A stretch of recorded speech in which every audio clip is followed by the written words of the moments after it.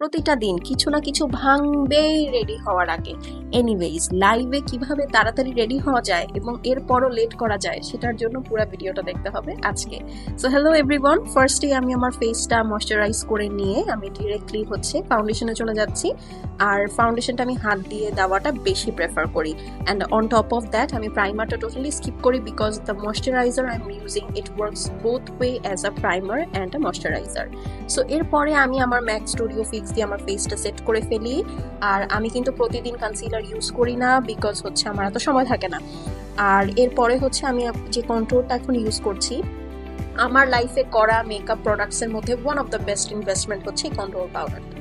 So এটা দিয়ে আমি কন্ট্রোল তো করি সাথে এটা দিয়ে আমি আমার আই শ্যাডোটাও করে ফেলি। প্রতিদিন লাইভের পরে আমার অনেক শুটস, অনেক ভিডিও থাকে, সো যে কারণে আমি চাই যে আমার মেকআপটা যেন নিউট্রাল থাকে। এই কারণে এই কন্ট্রোল পাউডারটা দিয়ে আমি আই শ্যাডোর কাজ করে ফেলি। এরপরে ব্রাউয়ের পালা।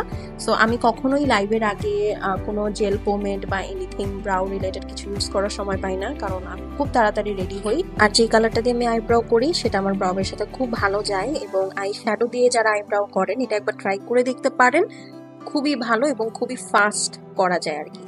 তো আমার আইব্রাউটা শেষ হয়ে যাওয়ার পরে দেখেন একটা আইব্রাউ লম্বা আর একটা শর্ট হয়েছে। আমি কেন জানি না, অলওয়েজ এরকমই হয়, বাট মেকআপ কমপ্লিট করার পর আবার জিনিসটা ফিক্স হয়ে যায়। একটা স্টোরি বলি আপনাদেরকে। ছোটবেলা আমি যখন আইলাইনার দিতাম, আমার বোন যখন আইলাইনার দিত, আমি তখন হা করে তাকায় থাকতাম আর আমি ভাবতাম, আল্লাহ কি সুন্দর করে আইলাইনার দিচ্ছে, আমি তো আইলাইনার ধরতেও পারি না। আর এখন আমি যখন আইলাইনার দিচ্ছি, look at the wing. So এরপরে আমি আমার কাজলটা দেওয়া শুরু করলাম। কাজলটা অলওয়েজ আমি হাফ আইস দেই, কারণ না হলে আমার চোখ অনেক ছোট লাগে। এরপরে এই শেইন থেকে নেওয়া আইল্যাশটা পরে ফেললাম। Look at my blush palette, এটা অলমোস্ট ভাঙা, but it suits me very very very well. Asian skin টোনের জন্য এটা খুবই ভালো। এরপর আমি চিন্তা করলাম কি লিপস্টিক দেওয়া যায়। Okay, so this is my water on the rocks. এরপরে আমি ভাবলাম যে না, একটা কালারফুল প্লাস যেটা সব কিছুর সাথে যাবে এরকম একটা লিপস্টিক চুজ করি আর কি। তো আমি পরে আমার এই সুন্দর একটা রোস্টেড রোজ কালার লিপস্টিক নিয়ে নিলাম। তারপরে হিয়ার ইজ দ্য লুক। কেমন হলো আমাকে অবশ্যই কমেন্টে জানিয়ে, আর কোনো কিছু ডিটেলস জানতে হলে আমাকে জানাবেন। আর এখন চলেন ফুল আউটলুকটা দেখি। So this was my dress. The dress is from gorgeous you by Taharim.